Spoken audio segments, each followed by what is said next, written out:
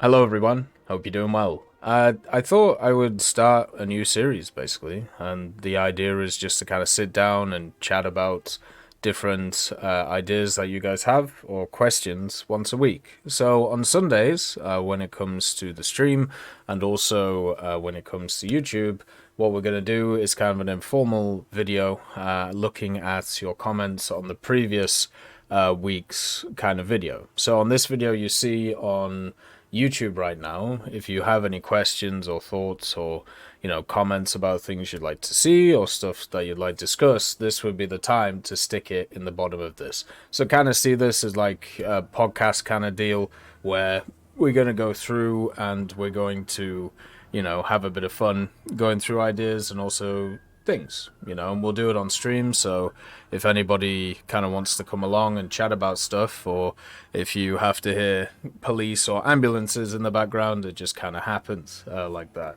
at the end of the day. So we'll go through most of the comments. Obviously, I'll put more of a time limit on this because I don't want it to take forever, but we'll just go through them as we do and see what's happening. So the first one is from Lego Zeki. And it's so here's a cool video idea during the cooling down of the update season. Have 3 separate videos, each showing all of the data mine vehicles that haven't shown up in the last few updates. Not counting the War Thunder mechs, I feel like the list would take quite a bit of work, but would ultimately be worth it. I can only really think of 3 SPGs, that Special Leopard, and the Hungarian vehicles. There's a massive amount of vehicles that haven't shown up. Like there is at least 100 vehicles that are publicly known are coming, plus like a bunch of hidden stuff as well. If I did that stuff, I'd have to like redo it every like maybe 3 to 6 months, which I'm fine with doing. Right now, I redo it every year. So like I'd pick a day a year that I do it on, just to kind of get everything out there and have a bit of fun with. But the simple fact is I've realized after doing this for like many years, repeating myself gets boring after a while. So I stuff like that, I wait for like new stuff to come along and then we can kind of like merge it together and do it like that. But we could do that definitely. It would be 4 videos though, airplanes, ground, helicopters, and naval. I'd probably do it that. The next one is from Giant Look. Since in one of the dev blogs they alluded to new nations being added, isn't that a huge negative for smaller nations such as Italy, that for the longest time seem to have waited for a subtree to bolster the tree? Should we, smaller nation players, be worried? I mean, the smaller nations are never going to be as big as the bigger nations. That's pretty much as simple as that. But also, I wouldn't be worried because you've got to remember that even though they're adding new nations, that doesn't technically mean they're going to be independent tech trees, right? Only worry about that stuff when it actually gets announced. Like, think about the last, 3 nations we've had added. You've got South Africa, which is, of course, a subtree. You got Israel, which isn't, but probably should have been. And then you have Finland, who once again is a subtree. So the general trend that we've had over the last little bit is still subtrees. And for Italy and for a bunch of other nations, subtrees should be the way to go. Like, I would literally just take every European nation that exists and just bang it into Italy. Just literally throw it all in so people can have a bit of fun. The smaller nation player stuff, I always think it's good to grind pretty much everything. No need to limit yourself in that way to certain nations, and you're always going to be at a disadvantage if you grind out stuff for smaller nations. But also at the same time, you also get some of the cool unique stuff, which at least for me is a big plus. So I wouldn't be worried about anything, but at the same time, the inevitable is going to happen anyway. Eventually stuff's going to go a bit nuts, and that's just how it is at the end of the day. You have a little bit of fun, and everything will hopefully balance itself out eventually. Eventually. Then we have Dalzabub. A game mechanic I think would be interesting to add is adding a few enemy bases just for the aircraft that have cameras on them for observation. You would fly over the base, probably make it a yellow base, and use your camera to take observation photos, having to make multiple passes to make the enemy icon disappear. This could trigger additional ground AI spawning in. It would at least give a number of aircraft something else to do. I suppose we don't really have we have hardly any photo reconnaissance aircraft in the game, and the vehicles that were used for photo reconnaissance, they still have armaments. Like they're not just done. Hey, Emrest, nice to see you. So for me, this is just a bomber crew mechanic. I don't know how else to put it. Would it be nice to have more ways of playing the game? Yes. I would throw it into simulator, see what happens, and see if people enjoy it or even use it, and then maybe you can expand it to the rest of the game. But I would prefer to add in mechanics which benefit everybody instead of just a very small part of the game. So, for example, one of the ways that stuff like this would, if you added like paratroopers, right? So on air maps, especially mid to low tier, you could have paratroopers everywhere, which go around the place, and they literally, they drop in areas, they capture areas, and if you destroy the planes before they go in, then obviously they don't capture them, but if they do, then you get a few tickets, and that to me would be interesting. Or, convoy train systems that we've talked about many times, moving around the place, maybe some armored train stuff if it ever becomes realistic. Like there's a ton of things that you could do in this way, which I think would be pretty fun. But when adding in mechanics, one of the things I really try and stay away from is I really try and stay away from the idea of making stuff very, very individual. So making something that literally only works for like 0.01% of vehicles. Because if you do that, then that's cool and everything, but that's a lot of time which could have been used from a development point of view into something which would benefit, everything else plus these vehicles. Then we have Cancer Source, classic name, love it. The topic I'd like to talk about is the Spectator camera. Would it be possible to have it placed in the position of the player instead of off to the side? Or to be able to spectate in first person while your friend is playing in third person? I don't see why not. Maybe there's like a complication with how stuff is rendered in the game. Like maybe if you're in third person, the first person stuff isn't rendered, to save on memory or something like that. I don't know how that's set up, but I don't see why they couldn't change that, Like it would be a pretty simple idea. They have started screwing with replay options, like adding in more cameras, adding in more interesting looks and everything like that. And now I feel like they could obviously continue to expand these things because that's generally what you want to see. So I think that would be quite nice. Like just add more stuff which just expands everything that's kind of going on. And so why not? More views, more cinematics is always going to be positive. There's no real negative from a player's point of view, right? Brodog, what is your opinion of players gaining the ability to regain FPE in one of the points in a tank match? So, for years now, my stance on FPE specifically is that I would give people stock 2 FPE. So you give everybody 2 FPE. You obviously have the assist thing, which they added in, a little bit ago. And then the FPE module that you get means that you can refresh FPE on a point. So just like ammo and things like that. So you can kind of regain back FPE after it's being used.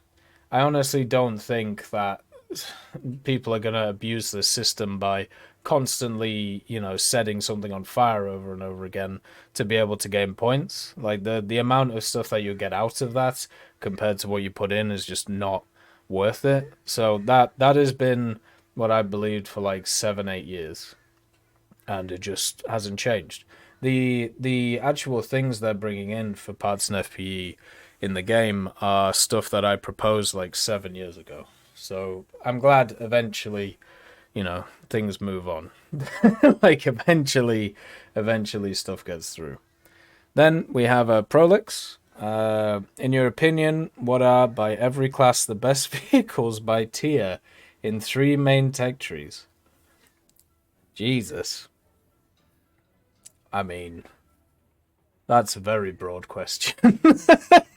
Like, oh, well, light vehicles, the Puma, obviously. Puma, Baglet Panzer, the Stuart, and probably the BMP 2M. Like, the SU-57 is also pretty good, but that's more of a meme one. Heavy tanks, it's got to be the IS-3, IS-6, T29, T34. SPGs, I don't know, really. IT1, maybe? Maybe not after the 80 gem change, though, actually. That's a bit of a problem. Yeah, maybe IT1 if you can control the missile, or maybe some of the lower stuff for the USSR is not too bad. Or the M36B2, like that one's pretty standard. AA, Sergeant York, by far. Gepard, and then probably the BTR-ZD, based on BRs. But yeah, that's a massive question. So that would need many thinkings and many different things going on. Should be a little bit nuts, at least from my point of view. What I'll do is I'll just do this as well. There you go. Easy. This is from EVGA. So, what do you think will be the future of SPAA and War Thunder? Do you think we will see some form of multi-vehicle SAM systems, or do you think they'll stay focused on SHORAD type vehicles? I think they'll add whatever the hell they want. The simple fact is, like, there's still a bunch of systems to add which aren't multi-vehicle SAMs. I think if they add a multi-vehicle SAM, they'll just say that everything's in one system, because it would just be silly just having, a truck there not doing anything. So they'll just give it systems that it doesn't have at the end of the day. I'm not too worried about high-tier SPAA. I know they keep screwing with, like, the missiles and everything like that, and they keep screwing with, like, everything that's going on. The major issue that I have with them, at least from what I've played right now, is the mid-tiers. The mid-tiers are just getting cast to all hell, and, there are some nations now that do have some pretty good AAs, but most of them still don't, and I don't know how many people have just been, sat there playing stuff, playing stuff like that, but it's just been a mess. Like, it's not been fun at all, at the end of the day, so I feel like the SAM stuff at the top, there's some nations that are missing some. That sucks. They'll get ones, like Japan obviously is one of them. Israel is another. I'm sure they'll get stuff in the future and that'll be fine. But my major issues with everything is actually the mid-tier stuff. The mid-tier stuff is in a bit of a dodgy place for a lot of general SPAAs, so hopefully something gets done about it. Then we have Infinity. Should Gaijin add a GUI tutorial for new players? Many people, including some friends of mine who tried out the game for the first time, have told me that they get absolutely lost in the main menu. Yes, but I've had this idea for a long time. I don't know why it's never... Well, it's probably not been done for several reasons, but I've always liked the idea of Gaijin basically putting out a thing, right? And basically saying, why don't... Right, okay, we're just like they did with the War Thunder Wiki. You might have remembered back in the day where on the War Thunder Wiki they said, okay, we would like people to create little videos about different parts of the game. We'll stick them in the wiki, we'll give you a nice badge, and we'll give you some GE, right? Or something like that, right? They did it like a few years ago, worked really well. Why not actually in the game basically reach out to people who make videos and then go, okay, we need videos on this specific topic, right? So why not get specific videos and be like, okay, we want a video on the GUI stuff, how it all works. It has to be 5 to 10 minutes, and then it has to cover all these things. And then they get a bunch of applications, and then what happens in the game is and then they take that video, they stick it on their official War Thunder thing, and like they unlist it on their YouTube, so they have full control of it, and then it in the game it hyperlinks or it shows that video when you click on the tutorial, so then you can watch it, and then there'll be advertisements for whoever made that video as well, like in the video itself said made by whoever, so then you could check out their other stuff. I've always thought this was a good idea. It would be a way of people cementing themselves in the game, but also at the same time, it would fix all of these issues, because I feel like nowadays a lot more people are visual learners instead of like, ready learners. I don't even know what you call it, but like most people learn by visual, like stuff like animation or, videos instead of reading things. And that would be the way to go. But unfortunately, it hasn't been done yet. Hey, Unique Scorpion, nice to see you. The next one is from... What? JTRRSU won't get out, not when it D. 7522. So there you go. Do you think these SL changes are meant to incentivize the SL boxes? I think these SL changes to, make people feel better, which, and make people want to play the game more. And they're not negative things, right? Like the SL changes are not bad for anybody. They're all pretty much positive and what they plan to do for a long time. And it's nice to see people being optimistic about them. But as we've talked about before, when you make these types of changes, especially not just these ones, but the ones that are coming in a bit later, people are going to be, they're not going to have an SL sync. So like what are people going to do with the SL?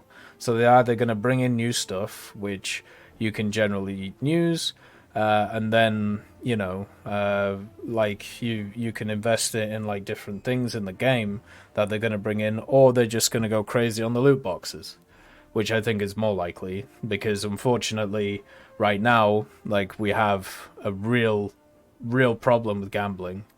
Just as I don't know if saying as a society is right, but I think in the gaming industry, basically, when you look at pretty much every single setup, like it's just nuts, like how gambling is pushed in everything now.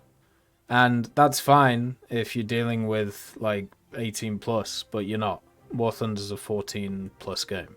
So you literally have kids gambling over and over and over again, and getting used to the system, and then making apologies for the system because they got something nice out of it when everybody else just gets annihilated by it. It's awful. It's something that's like made CSGO absolutely crap, like at the second and third tier, because there's just so much match fixing and so much just like hidden stuff, especially in many of the different scenes. And also, like, it's even got to a point now where a lot of things are just like straight up like lottos, like just kids gambling shit. And it's been like that for 10, 15 years. And usually this was like looked down upon by people. But now it's like, oh, well, companies are doing it. So it's like, yeah, why, that's cool. Yeah. Let's just make everything a fucking CCG. Just keep rolling the dice. Keep rolling the dice. Because if you roll the dice, then we can give you a 1% chance to get something instead of a guaranteed chance of getting something, which is the same thing. We would much rather you just keep rolling that dice, just keep doing it. And because, you can do it for longer, and it screws your mental health and it annihilates everything, but who cares? Because, you're an individual, and they're a company, and they don't care about your mental health, right? This is happening everywhere, and it's horrific. It's really bad. But, it doesn't matter, because no one's calling it out, and then what ends up happening is when people call it out, they just get lambasted by the people who are making the most money off this stuff. Like I remember when I called out the gambling, or sorry, the gaijin market shenanigans, like when there's literally people who wrote bots to be able to profit off the gaijin market, and also at the same time to price fix things because they were of a limited amount between groups of people. When I went through that 4 or 5 years ago, whenever it was, and showed it was happening, showed it through videos, let the correct people know what happened. So instead of them getting rid of the system, or maybe monitoring these people, or maybe banning them for price fixing, instead they just made all the transactions anonymous. Okay, so that tells you where these things are. That's all you need to know. So simple as that. Then, so we have Ryan Hamilton. I must say I'm pretty happy with the repair cost change. My Centurion Mark III doesn't cost 10k SL and is instead 5.5k. Yeah, so this, I know this is just a point, but it's something to actually bring up.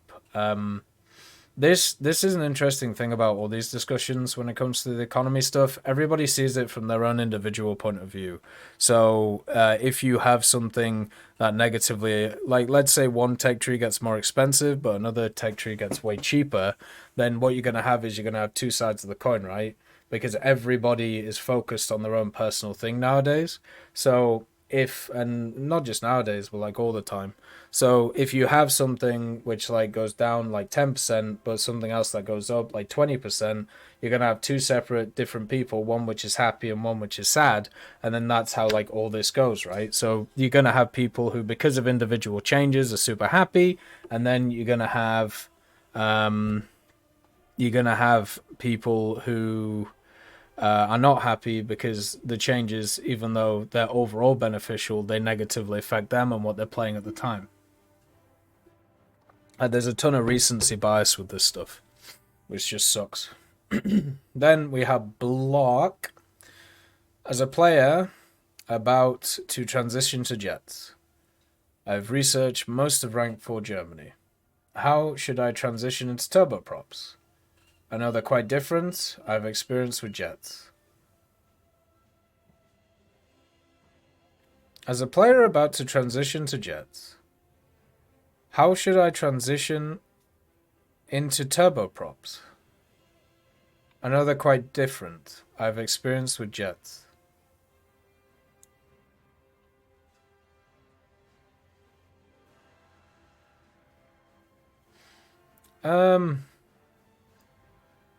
So we're going from prop to turboprop to jet, I think. So turboprops are usually just pretty heavy. They have a lot of power behind them, like straight line speed, but they don't really do a lot else. So pretty much, at least with there aren't a lot of turboprops in the game, thinking about it. But the main thing you gotta do is just go fast. And then, set up the engagement from a point of altitude and speed, and then just donk on them, right? And just go down and then up again. But yeah, there's really not a lot of turboprops, so I don't know. There's not too many of them about. Let's see. What's the next question here? Is it this one? So we have Bulldog Chuck. What do you think about adding a way to spend convertible RP without using GE? I actually covered this in one of the videos recently, because it is now that we're doing the whole let's change everything, power to the people thing. There are parts of the game which are old as hell. So, let's have a bit of fun. Let's get them sorted. And the convertible RP is one of those things which has basically been the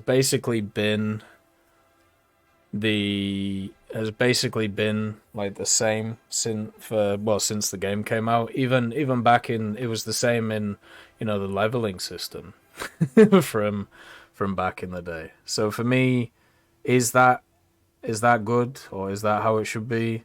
No, they should change it, which is what we've talked about in the past. All right, then we have Galen McKay. Hello. My question I'd like answered on the Sunday video. Do you think the boycott was a success? Do you think Gaijin will turn back to bad once the whole roadmap comes to game? Gaijin could literally give people like puppies, and Gaijin could give people puppies, and the people would complain that they have to feed them.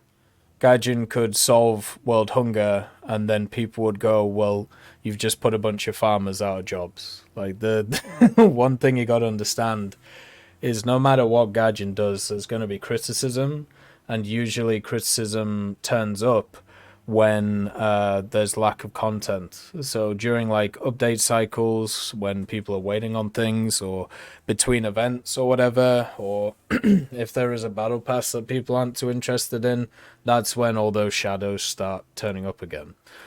Because, everything's cyclical. So if you look at like February, and if you look at June every year, this stuff happens every year. Do I think the boycott was a success? I mean, it got people's message out that it's not a boycott. Like, the boycott is not a good word for it, because if you look at like the overall trend of the amount of players who are playing the game, and then compare it to last year and the previous year, there is always a dip during this time because there's not really a lot else going on. And then eventually it ramps up again when it comes to August. So there wasn't actually a boycott.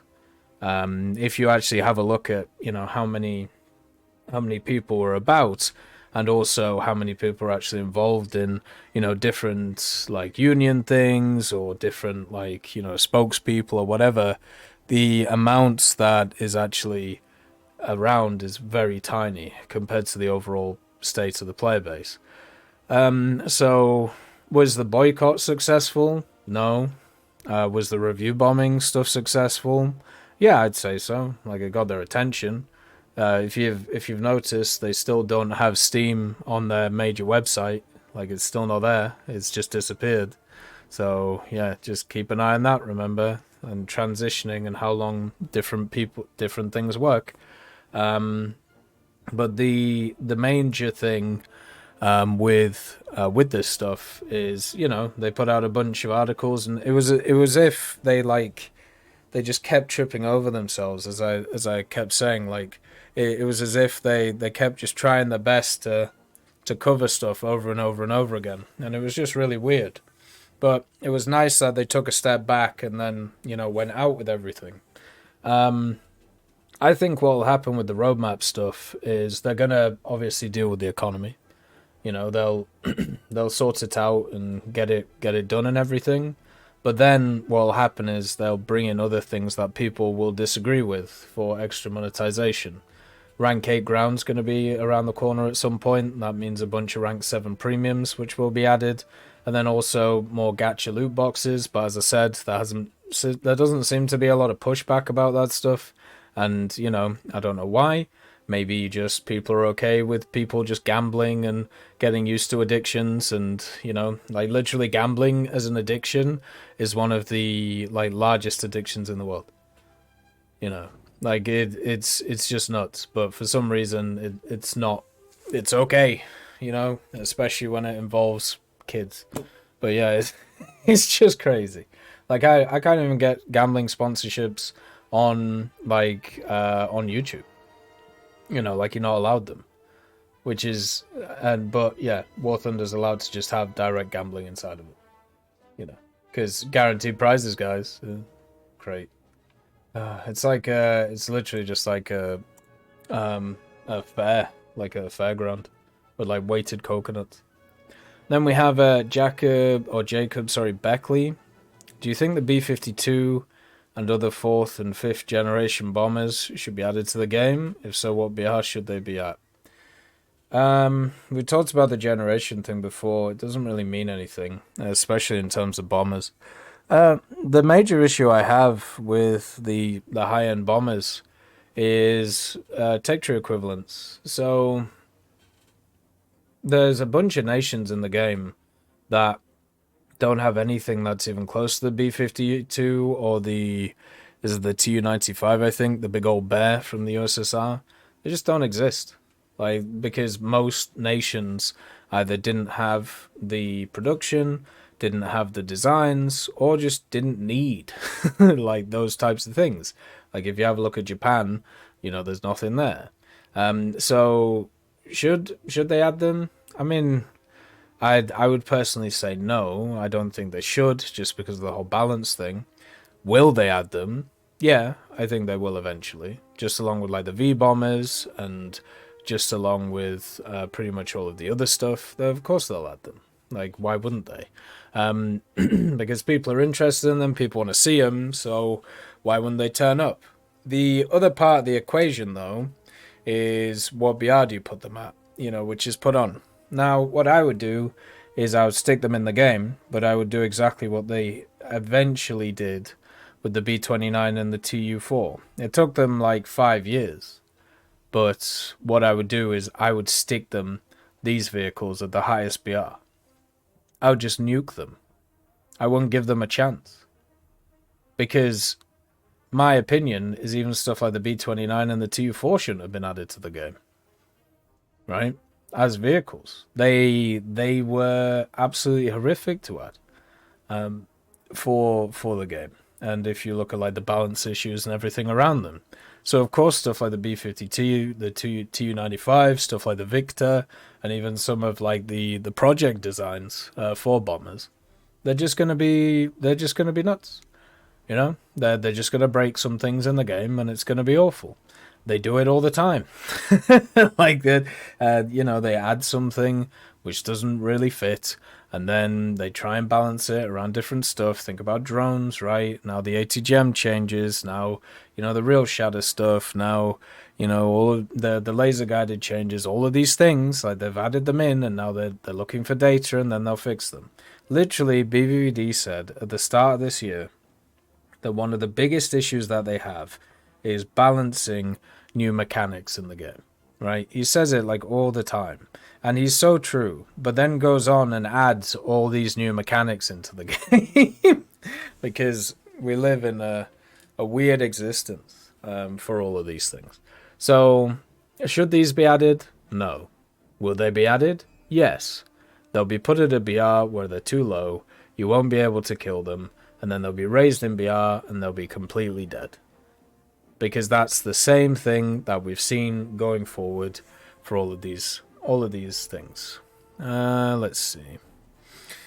Do you think they'll ever get around to buffing small caliber HEAT-FS and APF-SDS so it's actually usable and somewhat consistent? They did it in the last update, but I don't know. I don't know how effective it's been. So maybe they can buff it again? Who knows? We'll see. Then we have from Pendrake, do you think stealth-capable aircraft helicopters would be a game-breaking mechanic? I mean, it depends how they add them in. If they hide them from radars, then yeah, of course. Yeah, it would be pretty busted. But then again, you already have some like interference stuff going on with a lot of the different stuff. So it's kind of crazy at that point. But yeah, I do think stuff like that would break the game. Same with like electronic countermeasures, just in general, and how they input them in the game. I mean, I know we already have IRCMs, but I mean like proper job, like crazy ones. So we'll see what they do, but don't think it'll be a huge issue, but we'll see. The next one is from TSF71. What are your opinions on the usage of strike drones in Ground RB? Are they obsolete in a world of helicopters and high-flying jets? Hey, Creeper Killer, nice to see you. No, it's not pre-recorded.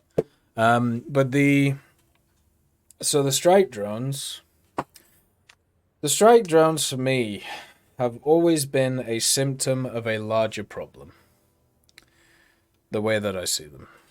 So when the strike drones were first of all added, what this basically showed was there was a lot of AAs which were not able to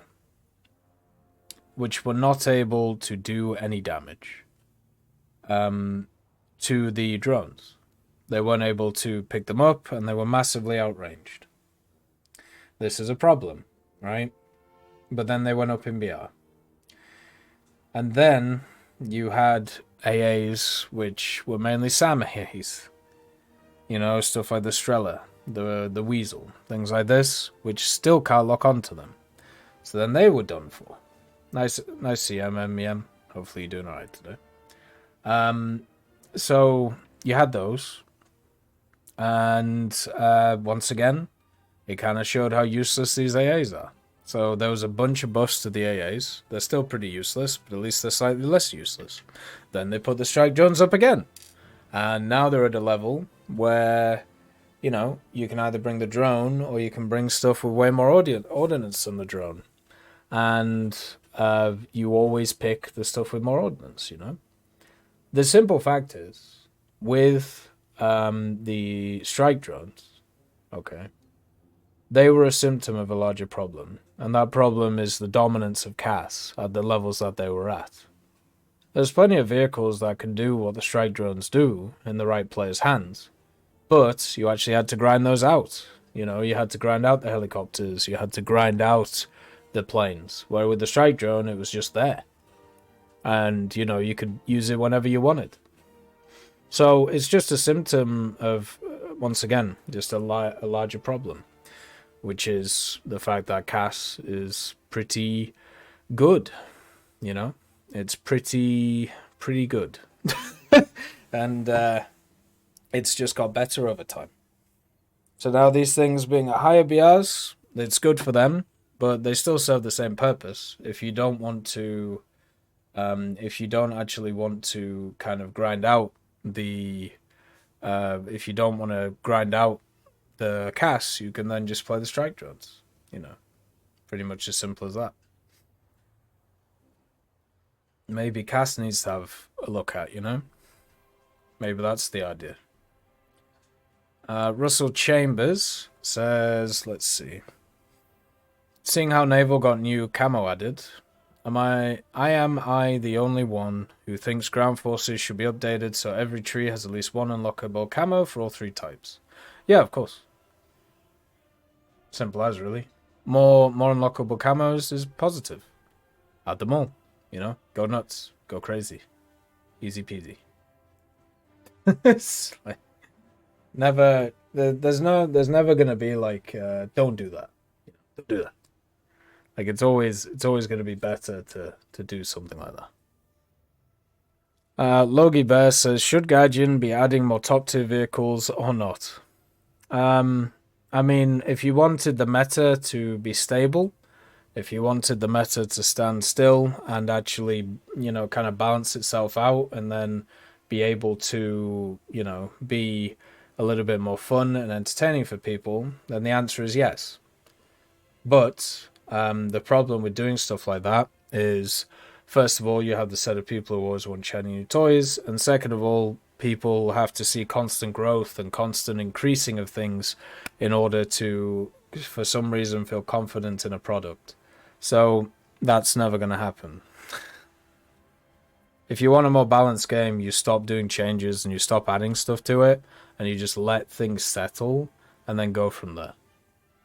But we haven't had that in War Thunder for 10 years, so I don't know why that would change. Then we have Simpa, or Simpap, sorry. Do you think the MiG-25 should come, and what should be a counter? Overload. They should give it its realistic overload, so you can't turn. Easy counter. They could also make it so the engines basically nuke themselves after a very small period of time. Or just, you know, give them its base weaponry. The thing doesn't need a counter, because it would be pretty useless in War Thunder. Gaijin would have to work very, very, very hard to actually make the MiG-25 work in the game. because of how how the vehicle is set up and what it was kind of designed for. Like, we have a few vehicles in the game which are kind of like the MiG-25, but not as extreme as it. You know, like the Lightning basically had the same job as the MiG-25 in a way, but the Lightning would, you know, suits the game more because it actually has access to weaponry which isn't just, you know, massive missiles which don't move very far and generally are designed to take out massive bombers. If you had the MiG-25, it gets eaten up. Like, it doesn't need a counter. Like, just let it. It's like if in War Thunder, you know, in naval, you added like a destroyer that can go 250 kilometers an hour, but it has like one 6-inch on it. Okay, just let it buzz around, like, and basically do nothing. I'll kill the rest of the team, and then I'll hit ground targets. You know, and that would basically work. And, you know, that's pretty much what I do with F-104s at that point. Bradley Cavalier. Thoughts on have a feedback avenue that isn't just complaining? Like, the forums are horrible to wade through. Like, can we give the Bradleys a pure HE belt? Well, so those of us who want to run 2 belts the way they would be ran under SOP. I guess maybe that lead to custom belts like loadouts and maybe in the works. The thing is, there's a bunch of people who are either employed or volunteer to pass on feedback for these things, right? Like, they're designed to what's the word? They're designed there to actually do this stuff. So even if the forum is full of slop or full of whatever, that shouldn't really matter. Instead, what matters more is how are the people who are in the positions of power to be able to push forward that info. How are they actually doing it, and are they actually doing it? That's the thing that I always felt like had to be targeted. But unfortunately, instead, you know, we're stuck on the first step, which kind of sucks. So for me, like, the avenues are there. They're the same as like everywhere else. Everything like goes around. Everything that goes around comes around in that way, and it could easily work for what it needs to. So yeah, I'm not too really worried about that. Let's see. For the Q&A, what is RealShatter? What does it do? Confirmed and unconfirmed? And are the rants about it even relevant? At least some of the complaints have been on vehicles that didn't even use it. RealShatter is my favorite topic of the recent thing, right? So RealShatter is kind of not even a new one. Like, it's a thing that was added to vehicles. Let's see if I can find here we go. So there. I'll stick it in the actual YouTube chat. Twitch chat, so you can see the whole link, so I don't have to post it anywhere. So this is actually the best description of what RealShatter is. And I'll just, you know, I'll read it out, basically. This was from a month ago. So this was from a guy called Yellow Jacket. Since I'm getting tired of explaining this to people, here's a not-so-quick summary of what's going on with cannon damage currently.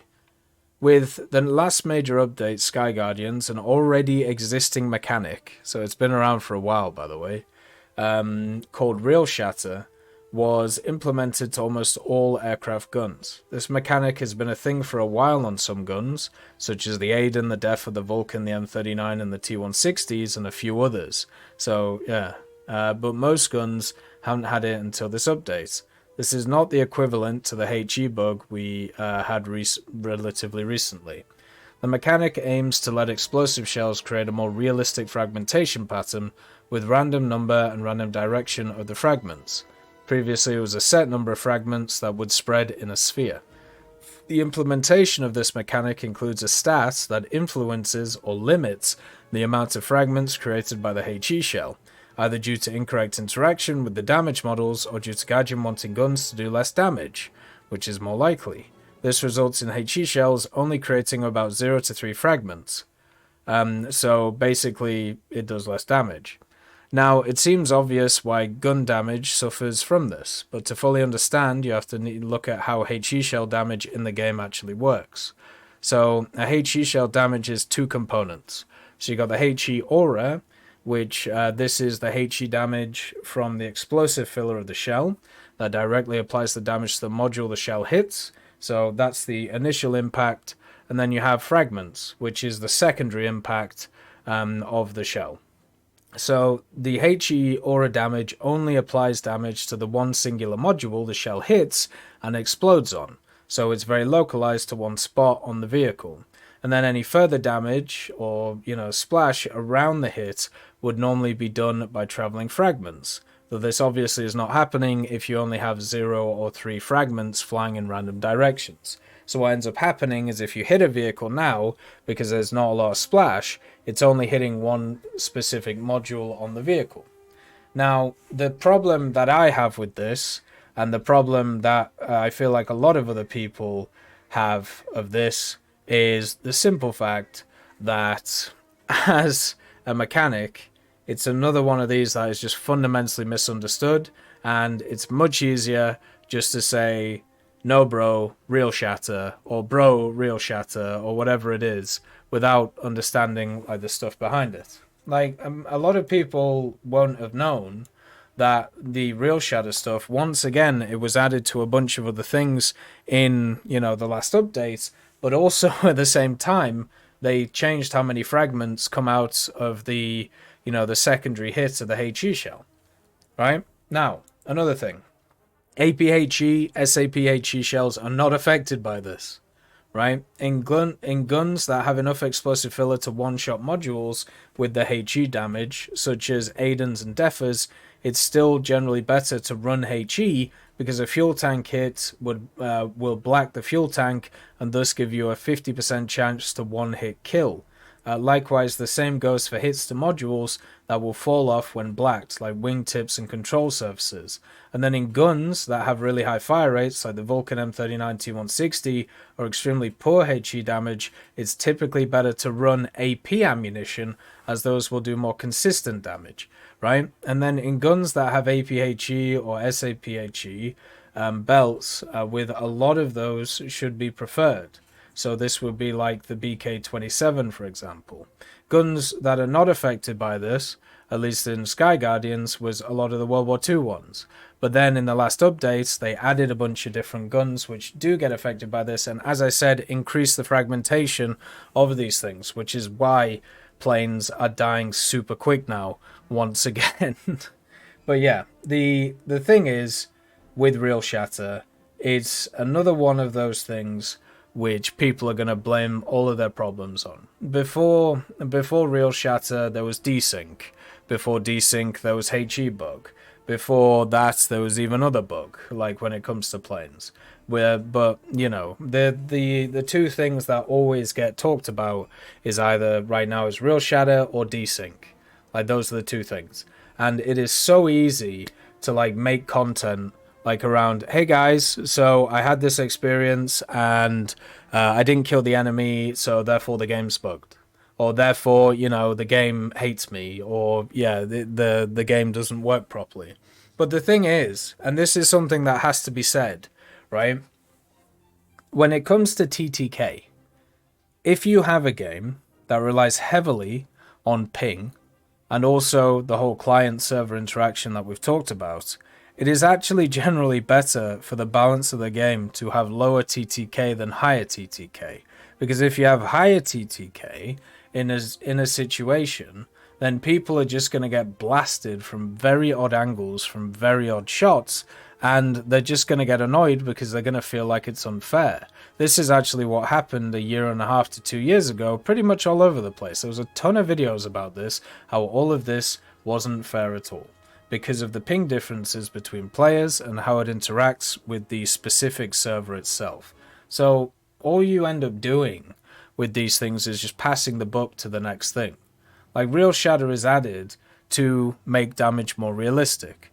But now, desync isn't something that's talked about. Instead, it's something else. So now you have this whole set of different scenarios where basically everything else just kind of gets blamed, and then people don't even realize what's even been changed. Like RealShatter now, after the update, has just completely been changed, like how it works and how it interacts with everything. So yeah, it's just it's just the boogeyman, as always, right? RealShatter's been around for ages, but only recently have people started talking about it because it's the hot button topic, right? It's just like the ammo carousel on like the Soviet MBTs, or you know how certain parts of like you know ricochets off general armor sets and everything. It sucks that ping exists. It sucks that we're all not playing on, you know, zero ping land stuff. And there's a lot of mobility in War Thunder, and a lot of the time one shot can mean death, right? Imagine in Call of Duty if everybody's running around with snipers. Imagine how many people get annoyed with like desync, right? And all of that stuff. That's what War Thunder is. Like that's basically how it works, right? You know. So yeah, it's another thing to get annoyed about and to rile people up about, even after it's changed. If you see a video now which is blaming RealShatter for stuff, you know that whoever is talking about it had no idea what they were talking about in the first place. Then we have Maxwell, French tanks that could be added 4.0 to 5.0. Also further talk about adding Korea to Japan to help. I think we should just put aside relationships for the game, apolitical. Another thing, what if there was a rank for War Thunder accounts so you play with people near your skill and not new players? French tanks they could add from 4.0 to 5.0? I mean, you could add more American and British stuff. Like that's pretty much it. Like that area is not heavy that area is not heavy for the game. Or sorry, for France in general. They just didn't have anything. So yeah, British and American stuff, just chuck it in. Then the Korea to Japan thing, sure, why not? Like go crazy. South Korea to Japan, North Korea to China. There you go. And if you're not comfortable with adding South Korea to Japan, add it to America. You know? There's a lot of... The other thing is, like, South Korea, everyone talks about, like, the K1 and K2. Like, those are the two things that are always on the mind. But South Korea has a lot of USSR equipment, and also a lot of M48s, and a lot of stuff you've already seen in the game, and played with, and played for. Right, so if you're adding them, they've got to be subtrees. If they're independent trees, they're gonna just suck so badly, and no one's gonna play them. You know, I would love to see the Chonmaho. That would be kind of cool though. The idea of ranks of War Thunder accounts, putting people near your like skill. So there is actually a buffer in War Thunder already.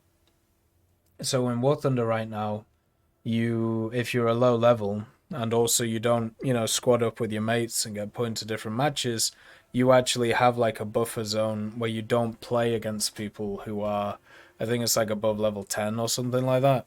So it actually means that you go up against new players and bots, and the reason is to give you an easier time into the game, and that's really good. You know, that's how it should be. Extending this system, I mean, they could do. But the issue with doing something like that is that you massively reduce the active player base in parts of the game. So there might be a point where a new player who's, let's say, between like level 20 and level 30, and they're trying to find more level 20s and 30s to play with, there might just not be any, because of the whole fact that a lot of people kind of, you know, they give a game a go for a day and then they just kind of leave. So there's got to be a point where they kind of meld or mesh into the standard population. And I feel like that's something that's, you know, gonna that they already have like kind of worked out. Like where is like the line for that? So they could do it, but the buffer's already there, and maybe they could add another buffer. But it could only be done if it means that people just keep, you know, going. Then we have Steege, who is asking for the T90S, which, you know, I'm sure we'll get at some point. Then Mibari, is the radar on the, and AIM 7M on the F-14B being worked on? Don't need details, just want to know if it's being addressed. I have absolutely no idea. Like, I'm sure, like, if it gets bug reported, it gets fixed, you know? May take years, but it'll get done. Asus Power, please talk about pilotage server. It's been bugged since the last update, and Gadget will never pay attention to it unless people say something. Does anybody know what the pilotage server is? Dunno. Alright. And then we have a few statements. And this one. So, from Tom Prick Vixen. Any news about the summer sale? No, but it'll probably be next week. What happened with the waifu pillows? I tried to use the code several times. /links, but not even a notification on my account. And I see some players got them. Make sure to use, you know, the right account. I have the body pillows, so they definitely work. The also, you know, calm down with the degeneracy. Why don't the devs upgrade vehicle features on stuff that's been in the game for a while? Like working radars on ships, and even some planes missing it, MB175T. They do. They just, you know, they have a workflow and they do stuff at certain points, and then they kind of go from there, right? Like, that's the thing. At the end of the day, they do that stuff. And if you look at how radars were first added with SPAAs, then that was, and you have a look at them now, they're completely different on how they all work. So they do it. It just takes time. And also, this at the same time, it's something that constantly improves. Modern military markings and insignias when? They have some. I'm sure they'll add more. Still waiting for authentic decals. Like, still waiting for those things. And we have a Jongler. Will the German Sherman be back? Yeah, probably. Who knows?